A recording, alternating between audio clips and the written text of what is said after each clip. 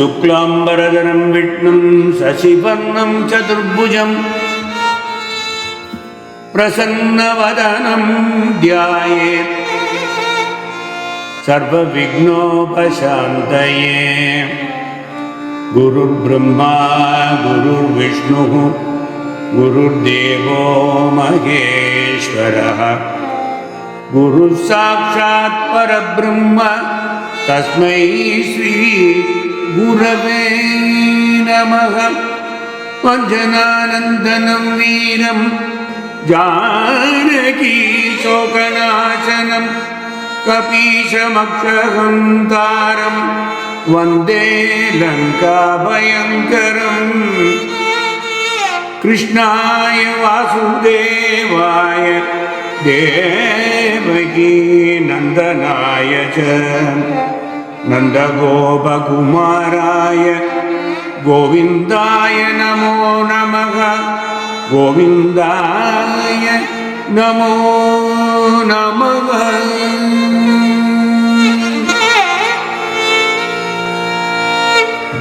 Namaskaram all of you, and welcome to the 49th session of Narayaneeyam, commencing Sri Ramavataram as described briefly in Dasakam 34 by Narayana Bhattadiri. As I mentioned while describing the 24 incarnations in multiple prior sessions, I may have repeated as to how Bhattadiri chose to cover Sri Rama Caritam completely just by 2 dasakams only, namely 34 and 35, and then just one chapter, dasakam 36, for Parashurama Avatara, so that he could dedicate with abandon the rest of all dasakams in Narayaneeyam from 37 through 100 for his favorite Krishna. Of course, one can see Narayana Bhattadiri using dasakams 1 to 36 for everything from Pralaya to the creation and all other avatars, such that it appears to be more of a compulsion and less of a divine essentiality for him. But let us not run with that kind of speed and abridgment when it comes to Ramavatara. We will try and appreciate Sri Rama-Katha spread over a few more sessions, seeking help from Valmiki Ramayanam, Srimad Bhagavatam, Kampan or Kampachakravarti, and Alvars, and a host of other saints who lived their life enjoying the nuances of Rama-Katha and the power of Ramanama. One would hesitate to say that Shuka was generous either, since his focus in Srimad Bhagavatam, which was his father Vyasa's magnum opus, was also the Purnavatara Parabrahman Sri Krishna. Therefore, Srimad Bhagavata Mahapurana allocates just 2 chapters, 10 and 11, in Canto 9, or a total of 91 slokas for Ramavataram. It was nevertheless far better than Bhattadiri, who described Ramayana in just about 20 slokams. But those 2 dasakams of Bhattadiri can also be quoted as examples of Bhattadiri's elevated level of literary artistry in describing effectively and epitomizing the long story of Ramayana without losing the basic sentiments like pathos and constant undercurrents of devotion in every narration. He has even included in these 2 chapters minute details which are left out in Bhagavatam, which stands testimony to the fact that elaboration and abridgment have been done by a scholar of eminence, and so very judiciously. It will not be out of place to mention here that my father Brahmasri Kumaramangalam Srinivasa Raghavan, known as Ragasri in that era, was a great Vagyakara, and one of his masterpieces is a 23-stanza Sankshepa Ramayanam in Tamil language, also known as Ragasri Ramayanam. My father tuned it as a Ragamala in 1956 and offered the emotive work as obeisance to Kaanchi Mahaperiavaa. My brother Sri Lakshmi Narasimhan, who is well known to all of you in Satsangam, had done a very fine job of presenting the song with his own accompaniments in less than 11 minutes. He preserved it digitally in the Ragasri channel of YouTube several years ago. Those simple 40 lines sung in 23 ragams as composed by my father capture the essence of Ramayana. We will soon listen to the song in one of the upcoming Ramavataram sessions to follow. In Dasakam 11, we saw that the Lord's attendants Jaya and Vijaya were cursed by the Sanaka sages to be born as Asuras or Rakshasas, and how the Lord blessed them to return to Him quickly by taking 3 births as Asuras and practicing devotion through the mode of confrontation known as Samramba Yoga.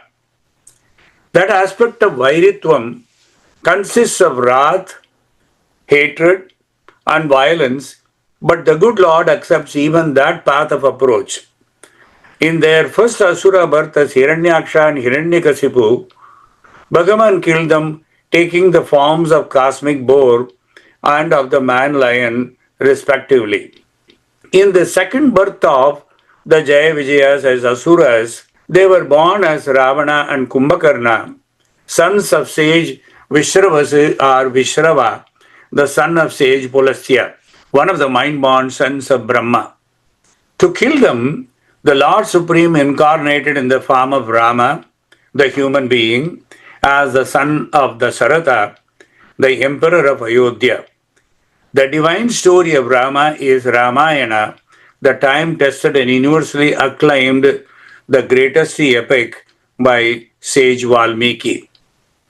The first sloka of Bhattadri tells us about the complaints of the Devas to the Lord, the sacrifice performed by Dasharatha, desiring to get a son, the gift of the divine Upanyasam, and the incarnations of Bhagavan as Rama, also as Adisesha, as Lakshmana, and the ensigns Shanka, namely the conch, and Chakra, the discus, as Bharata and Shatrughna, as his own brothers.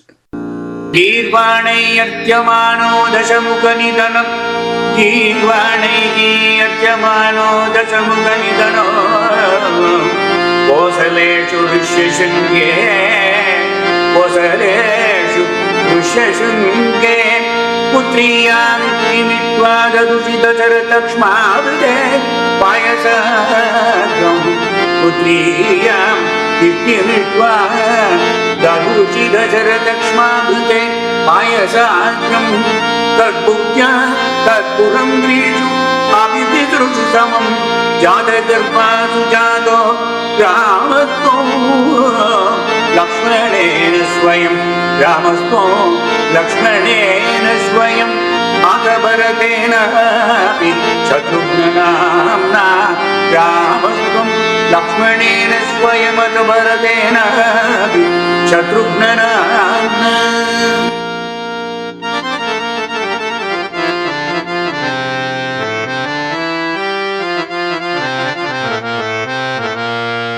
Girvanaihi Artyamano Dashamukha Nidhanam Kosaleshu Rishyashunge Putriyam Ishtimikshva Dadushi Dasharatakshmabrute Payasagrim Tat Bhuktya Tat Purandrishu Api Tisrushu Samam Jata Garbhasu Jato Ramastvam Lakshmanena Swayam Ata Bharatena Api Shatrughna Namna. A question was raised to me years ago, which I assume could be raised again this time as well. Hence, I thought I should clarify before going further. What is the difference, if any, between yajna and yaga? Because in this and next chapter, we will be frequently coming across the word yajna or yaga. The meaning of the terms yajna and yaga is or are not significantly different. But the term yajna has a wider connotation, while the term yaga is action specific and has a narrower denotation. The offering of something to a devata or deity is popularly known as yajna, but yaga signifies some special or specific rite such as Pashu Yaga, Soma Yaga, and many more like that. Again, Yaga and Homa, although superficially considered to have similar meanings, there is, however, difference between those two as well. Yaga is derived from the root yaj, and Homa is derived from the root hu. In Yaga, oblation is said to be offered by standing and saying Vaushat at the end of the mantra. Whereas, while performing Homa, oblation is to be offered while seated and uttering Swaha at the end of each of those mantras. In Yajna, the oblations comprise milk, ghee, curd, butter, water of butter, liquid ghee, and others, while in an action-specific yaga, all those oblations are not compulsory. These details can be found in Satapatha Brahmana, the unparalleled commentary on Shukla Yajurveda, if one is curious to get more details on this. Coming back to Bhattadari's first slokam, O Bhagavane, long ago, being unable to bear the atrocities of Ravana, the king of Rakshasas, all the devas with Brahma as their head came to the shores of the milky ocean and implored you to bring about Ravana's destruction. You were prompted by their ardent prayer to incarnate on this earth, assuming a sportive human form. During that time, King Dasharatha of Ayodhya, who was born in the Solar dynasty, was in a state of dejection and disillusionment because of the absence of a male progeny. Dasharatha sent for his son-in-law Rishishringa and performed a divine sacrifice called Putra Kameshti for birth of a son. At the end of the sacrifice, sage Rishishringa gave the king a pot of payasam brought out by a divine messenger of Prajapati. Here it is used to denote Prajapati, meaning the epithet of Brahma. Prajapati arose from the sacrificial fire to gift the payasam. The payasam into which the splendor of Lord Vishnu had entered was divided by the king among 3 wives as follows: half to the eldest queen Kausalya, 1/4 to Sumitra, 1/8 to Kaikeyi, and the remaining 1/8 back again to Sumitra. All the 3 queens became pregnant simultaneously after partaking of the divine prasadam. Lord Vishnu incarnated as the children in 4 separate forms. He took birth with half his vitality as Rama in Kausalya. Adisesha, another form of Vishnu, took birth with 1/4 vitality as Lakshmana in Sumitra. The Lord's divine weapons, the conch and the discus, took birth each with 1/8 vitality of Vishnu as Bharata and Shatrughna in Kaikeyi and Sumitra, respectively. King Dasharatha had divided the divine payasam among his queens in the same proportion. In Valmiki Ramayanam, Balakanda, chapters 9 to 13, detailing the story of Rishishringa, sage Sumantra relates how Romapada, king of the Angadesha, as advised by the Brahmanas, brought Rishishringa, the son of sage Vibhandaka, to his kingdom, which was reeling under severe drought conditions and was blessed by him with copious rainfall, unto whom the king's adopted daughter Shanta was given in marriage. If we go back, Shanta was the real daughter of King Dasharatha and was adopted by his friend King Romapada, and hence Rishishringa was indeed Dasharatha's son-in-law. In Srimad Bhagavatam, the reference is made to the same as follows, where Shuka briefly gives the hagiography in Canto 9. Chuto dharmarato yasya जज्ञे चित्ररतो प्रजाः रोमपाद इति ज्ञातस्मै दशरथसखा रोमपाद इति ज्ञातस्मै दशरथसखा शान्तां स्वकन्यां प्रायच्छदृश्य शृङ्गमुवाहयाम् देवे वर्षतियं राम हरिणीसुतौ शान्तं स्वकन्यां प्रायच्छदृश्य शृङ्गमुवाहयाम् देवे वर्षतियं राम हरिणीसुतौ हरिणीसुतौ सुतो धर्मरतो यस्य जज्ञे चित्ररतो अप्रजा रोमपादे इति ख्यातस्तस्मै दशरथः सखा शान्तां स्वकन्यां प्रायच्छत् ऋष्यशृङ्ग उवाहयाम् देवे वर्षतियं राम अनिन्युः हरिणी सुतम्. From Divyartha came a son named Dharmaratha, and Dharmaratha's son was Chitraratha, who was celebrated as Romapada.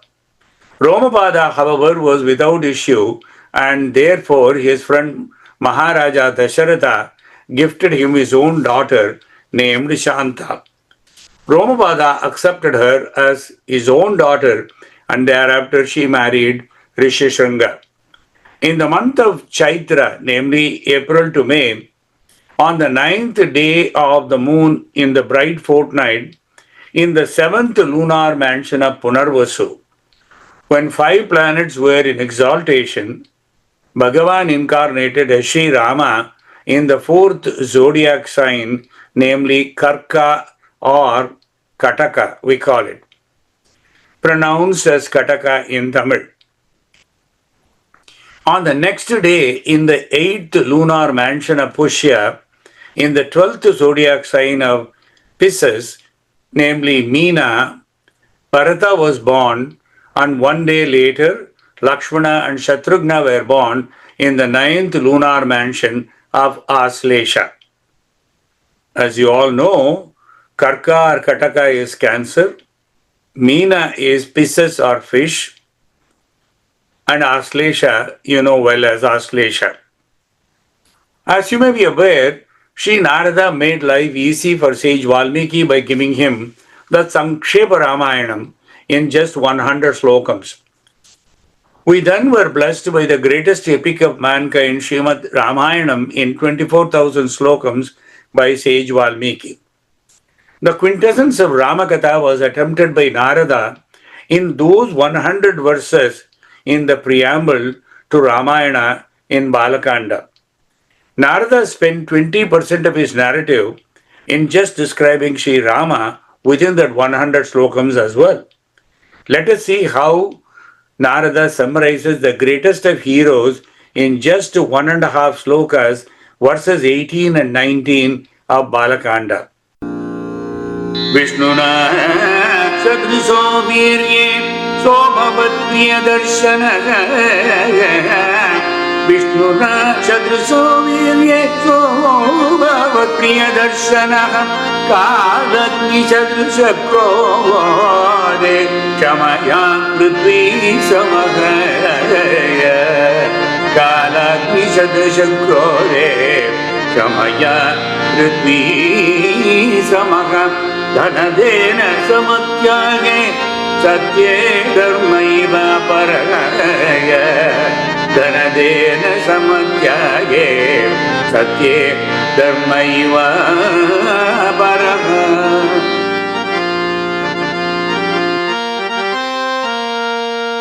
Vishnuna Shadrisho Virye Somavat Priyadarshanah Kala Agni Shadrishaha Krode Kshamaya Prithvi Samaha Dhanadena Samaha Tyage Satye Dharma Iva Aparaha. This is Valmiki Ramayanam, Balakandam. In valor, Rama is comparable only with Vishnu, and in his looks is attractive like full moon. He equals the earth in his patience and perseverance, but in his wrath, he is matchable only with the fire of the end of the creation, Kala Agni, and in benevolence, he is identical to Kubera, the great manager of wealth, and his candor. He is like Lord Dharma himself, the other god, probity on earth. In the next sloka of Bhattadri, the exploits of Rama and Lakshmana while accompanying sage Vishwamitra to his hermitage and Rama's killing of demoness Tataka are all combined and described again in an abridged fashion.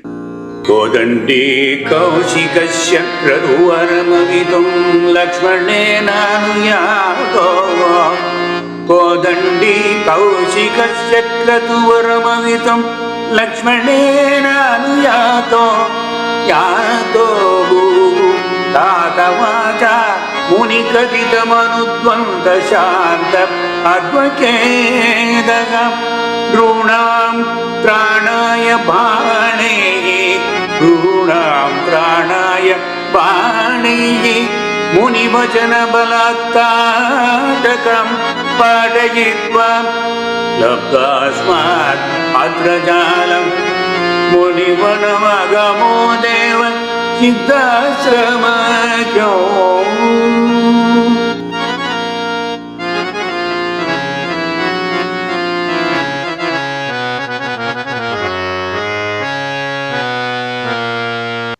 Kodandi kaushikasya kratuvaramavitum lakshmanenanu yato bhuhu tatavacha muni katita manudhvandva shanta advakedaha drunam tranaya bhanaihi muni vachana balat tatakam bhatayitva labdhasmat astrajalam munimanamagamo deva siddhashramakyam. O Lord, as ordered by your father King Dasharatha, you went armed with your bow, kodanda and arrows, with Lakshmana following you to give protection to the sacrifices of sage Vishwamitra. The great sage imparted unto you and Lakshmana two mantras, namely Bala and Atibala, capable of relieving one from hunger and thirst.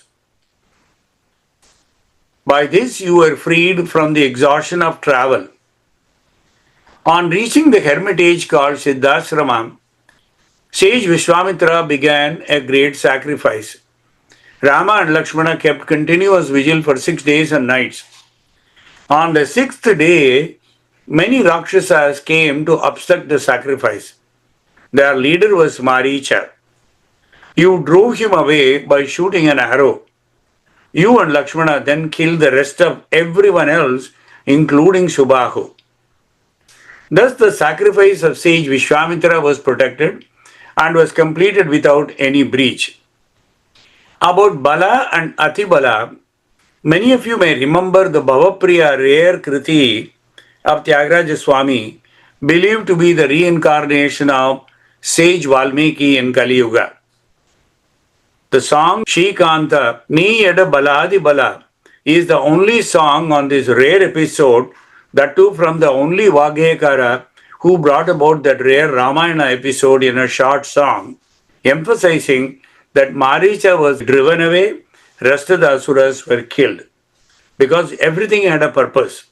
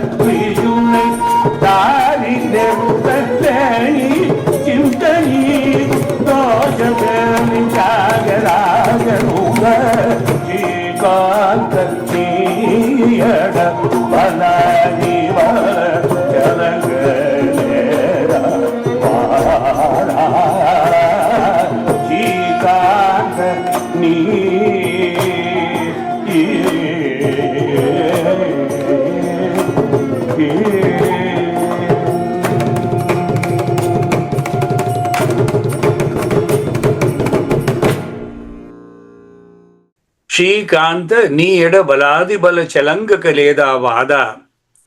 O beloved of Lakshmi, aren't those two mantras, Bala and Atibala, shining with you always? Is there any dispute about that? On the way, the terrible demoness Tataka appeared and obstructed the path.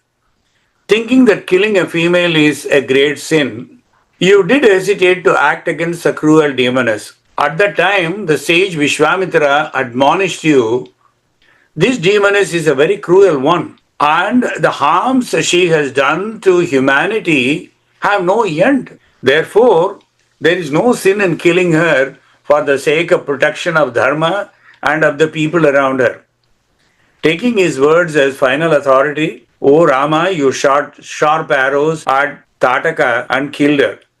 Delighted at this, the sage imparted to you the use of many divine missiles, which would come very useful to Rama when he is doing Yuddham with Ravana. After that, O Rama, you reach the forest hermitage of Vishwamitra by name Siddhasrama.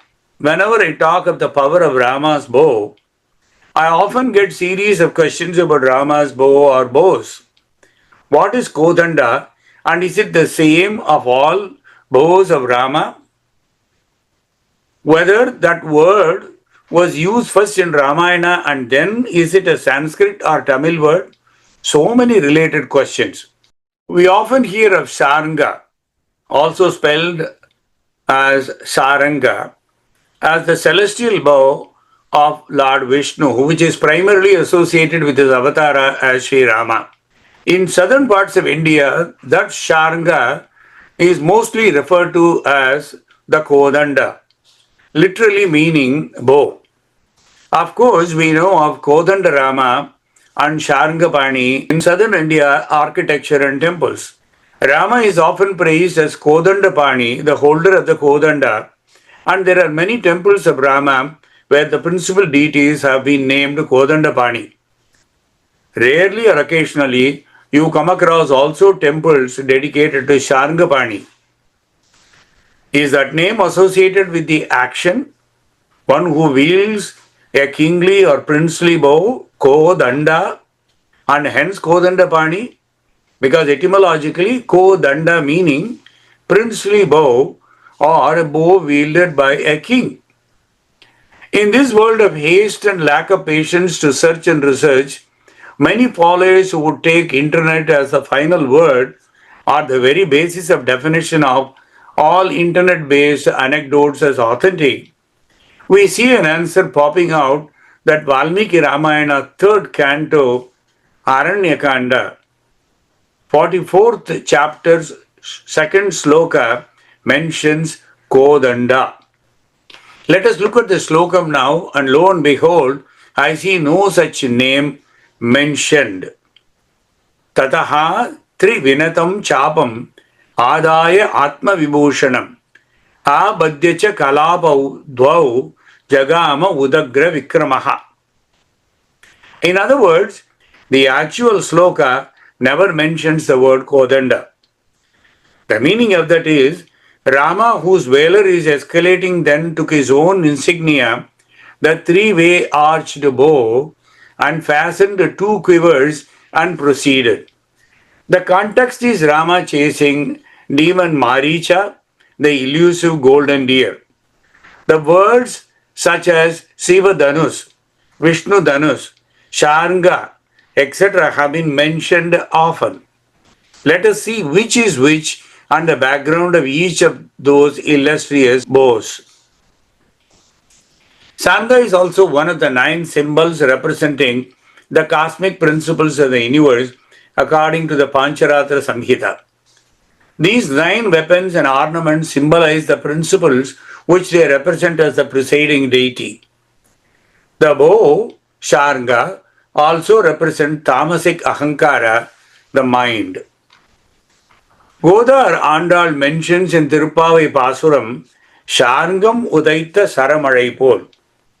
When she requests Lord Krishna along with her friends who became imaginary blessed Gopikas of Gokulam, plenty and prosperity for the human race, starting with copious and powerful rains, but admonishing Lord Krishna to be cautious enough so as not to be destructive by such copious rains. Why the adjective of Sarangam Udaita Sharamalai by Goda? Can the bow discharge or emit copious and indescribable number of arrows like torrential rains during a rain bomb?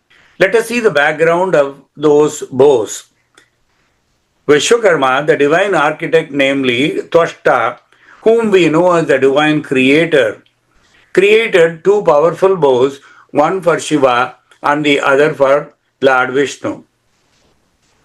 The great Shiva's Pinaka bow, as mentioned in Shiva Purana, 2nd canto, 4th chapter, that landed at Janaka was broken by Sri Rama in Sita's Swayamvara. Mahavishnu then gave his Sharanga bow to sage Richika. Richika Rishi gave it to his son sage Jamadagni. Then Jamadagni handed it to his son Parashurama, an avatar of Vishnu. The great sage Agastya tells when Rama visits his hermitage, along with Sita and Lakshmana later, as to the incredible and matchless power of Sharangam or Sharanga bow, which by then Rama was adorning, thanks to Parashurama gifting it to him.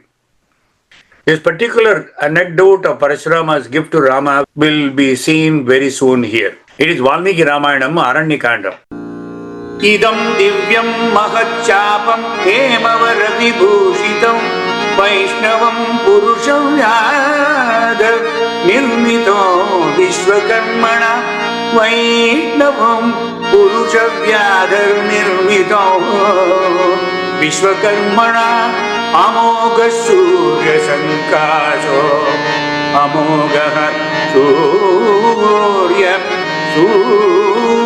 sankaso amoga surya sankaso rakyadatta shara uttamaga datto mama mahendrana tunicha akaya sayakau amoga surya sankaso rakyadatta shara uttamaga datto mama mahendrana tunicha akaya sayakau mahendrena tunicha akaya sayakau.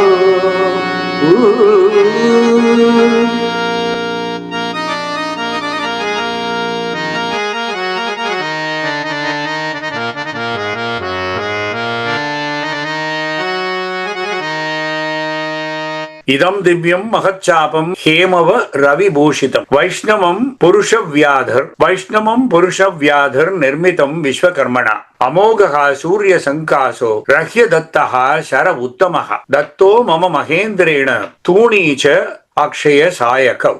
அக்னியின் Ugram கொண்ட அம்புகளால் நிரம்பிய இந்த சார்ங்கவில்லின் ஒவ்வொரு அம்பும் சூரியனை போன்றது. அம்புகள் சார்ங்கத்தை விட்டு வெளியேறிய நெருப்பு கணைகள் ஆயிரங்களாகவும் பல்வேறு திசைகளிலும் பல்கி பெருகும் என்று நம்பப்படுகிறது. Let us now see how Rama gets that bow. Parashurama confronts Sri Rama. Hey Rama, you broke the old and worn out Pinaka, and now better try at least to mount this unparalleled Sharanga bow. Rama smiles and easily mounts it in split second, and when Parashurama readily gifts the bow to Rama, Rama accepts the bow with Parashurama's blessings as well, because everything has been preordained and both Parashurama and Rama knew about it. Ramar மிகவும் எளிமையானவர். பரசுராமருடைய நோக்கத்தை புரிந்து கொண்டு ராமாயணத்தின் பாலகாண்டத்தின் பிற்பகுதியில் சொல்லியபடி வருணனிடம் அந்த சார்ங்கவில்லை கொடுக்கிறார். சார்ங்கவில் நெருப்பு போன்ற கடுமையானது. அந்த வில்லினின்றும் வெளிப்படும் ஒவ்வொரு அம்பும் சூரியனை போல இருந்தது. அது ராமரின், அதாவது விஷ்ணுவின் தெய்வீக will.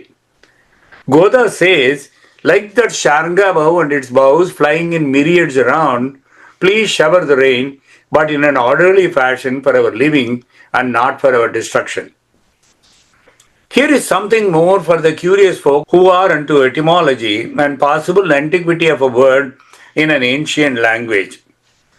Many language experts and scholars, especially from Tamil Nadu, argued that Kodandam is a Tamil word due to Ko being king and Dandam being staff of a king or bow, the great weapon wielded by the courageous, valorous and princely folks.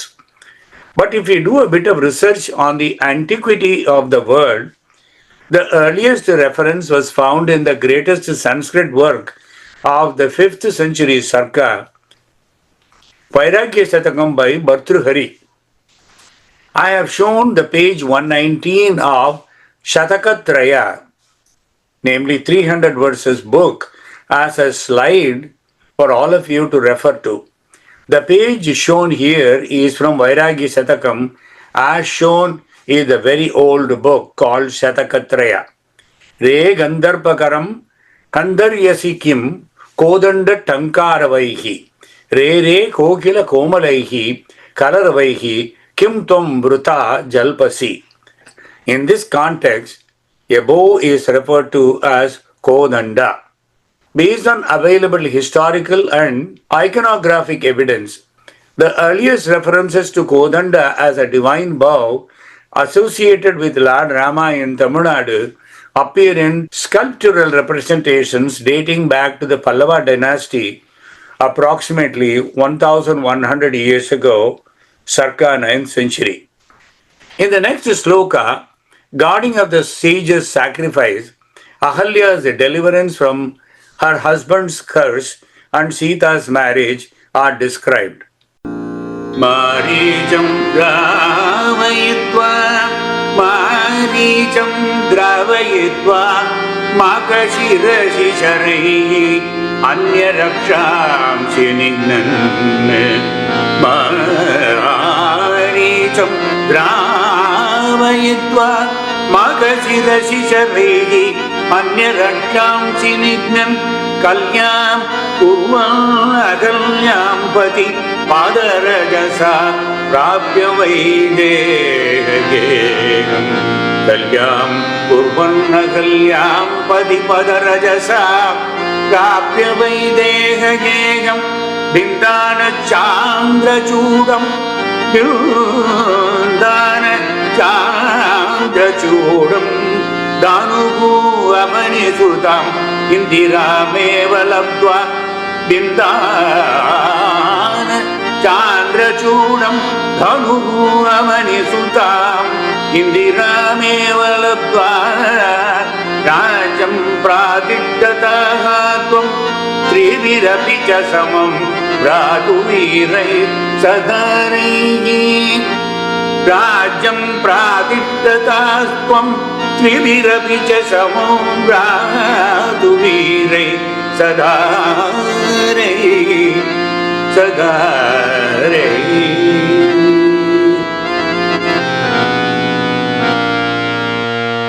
मारीचं द्रावयित्वा मखशिरसि शरैः अन्यरक्षांसि निघ्नन् कल्यां कुर्वन् अहल्यां पति पदरजसा प्राप्य वैदेहगेहम् बिन्दानः चान्द्रचूडं धनुः अमनिसुताम् इन्दिरामेव लब्ध्वा राज्यं प्रातिष्ठता त्वं त्रिभिरपि च समं भ्रातृवीरैः सदारैः.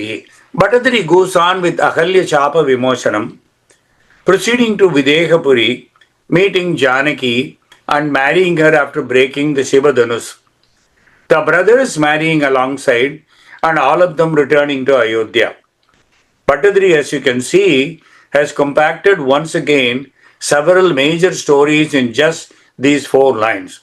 Hence, let us see at least a couple of those important episodes closely, especially how the greatest of Kavis from Valmiki to the modern day saints have enjoyed those incidents, highlighting the valor of Rama and Lakshmana.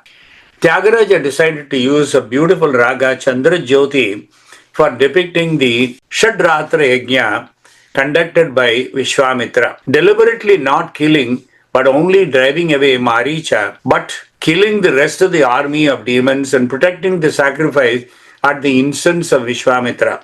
Let us listen to Tyagaraja here. Sasipadana Bhaktajana Sasipadana Bhaktajana Sasipadana Bhaktajana Sankara Dekanagarana Sasipadana Bhaktajana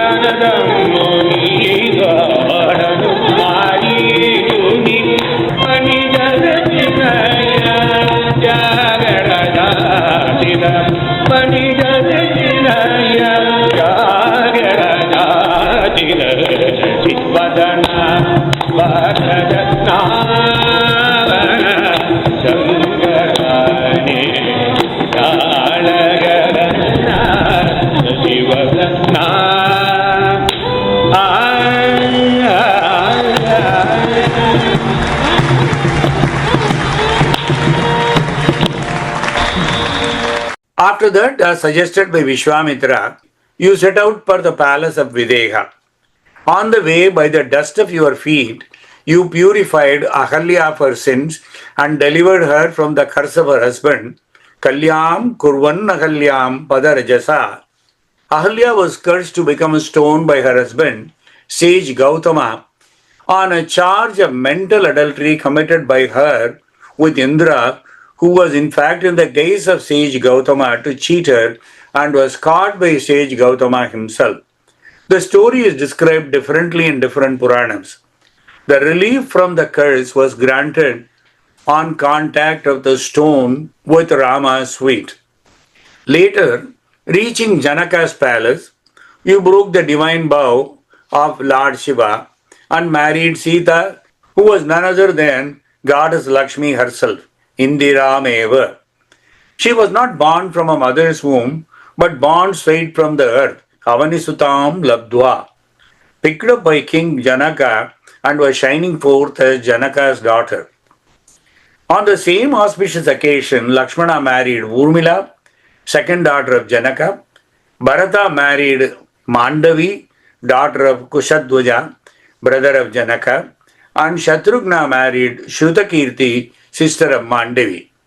After the wedding ceremonies, you started on your return journey to Ayodhya along with Sita, your three brothers, and their newly wedded wives and other relatives. Ramavataram, popularly referred to as Kampa Ramayanam, is a Tamil epic with 10,569 verses, most of them four-lined, tucked onto 113 chapters or padalams.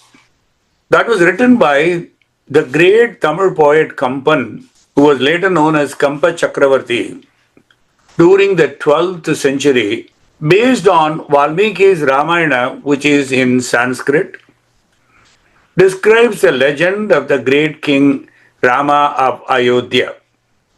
However, the Ramavataram is different from the Sanskrit version of Valmiki in many respects. The story is the same, but the way Kampan does the treatment is phenomenally different and significantly aesthetic. Kampan's age or time is somewhat controversial, but now there is a common consensus that it may be 1180 to 1250 CE, more than a century after the lifetime of the great Acharya Sri Ramanuja, who lived between 1017 and 1137. And Kampan was believed to have referred to Sri Ramanuja in his Kavyam. That is why we are tempted to agree to the 12th century hagiography of Kampan.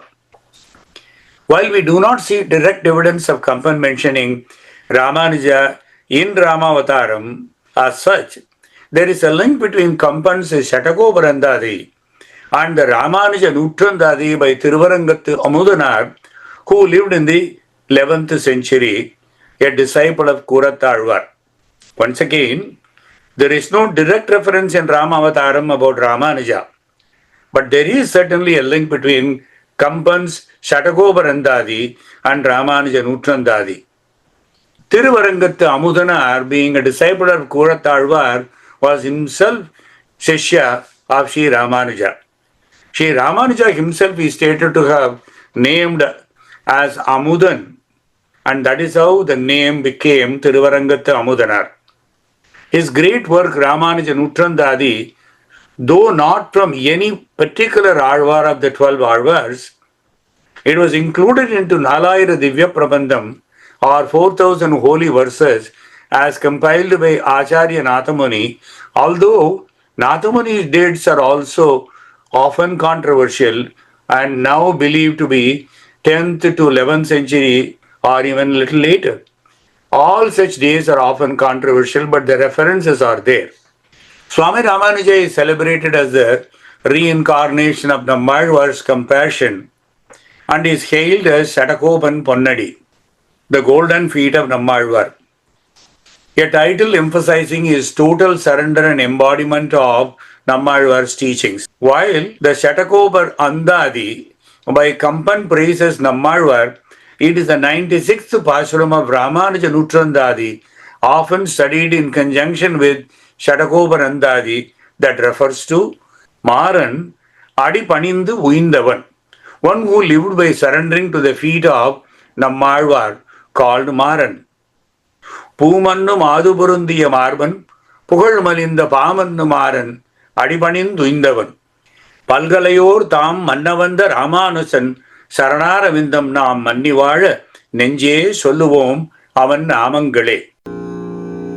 பூமன்னு மாது பொருந்திய மார்பன் புகழ் மலிந்த பாமன்னு மாறன் அடிபணிந்துய்ந்தவன் பூமன்னு மாது பொருந்திய மார்பன் புகழ் மலிந்த பாமன்னு மாறன் அடிபணிந்துய்ந்தவன் பல்கலையோர் தாம் மன்ன வந்த ராமானுசன் சரணரவிந்தம் நான் மன்னி வாழ நெஞ்சே சொல்லுவோம் அவன் நாமங்களே.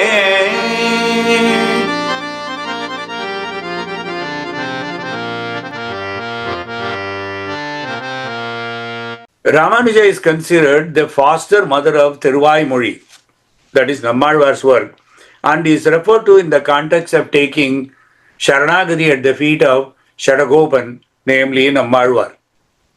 We will see more of Kampan in the ensuing episodes, but here is just a sample of how Kampan stands out, describing how Rama and Sita were attracted at very first glance. The poet laureate Kampan praises Sita's laudable qualities and beauty in 10 pasurams or 10 verses. He uses 56 verses to describe how Rama and Sita, who exemplified the concept of love at first sight, how Sita suffered from love sickness after Rama left, and how Rama longed for getting back to Sita again. Among those verses, let us look at just 2 verses that describe Rama and Sita falling in love. Yanna arunalattinal inayal ninduri kannodu kannidai kavvu ondrai ondru. Yanna arunalattinal இணையள் நின்றுடி கண்ணொடு கண்ணிணை கவ்வு ஒன்றை ஒன்று உண்ணவும் நிலை பெறாது உணர்வும் ஒன்றிடம் அண்ணலும் நோக்கினான் அவளும் நோக்கினான் அண்ணலும் நோக்கினான் அவளும் நோக்கினாள் அண்ணலும் நோக்கினான் அவளும் நோக்கினாள் பருகிய நோக்கனும் பாசத்தால் பிணித்து ஒருவரே ஒருவரும் உள்ளமீத்தனான் பரிசிலை எண்ணலும் வாட்கண் நங்கையும் இருவரும் மாறி புக்கு இதயம் எய்தின மாறி புக்கு இதயம் எய்தின.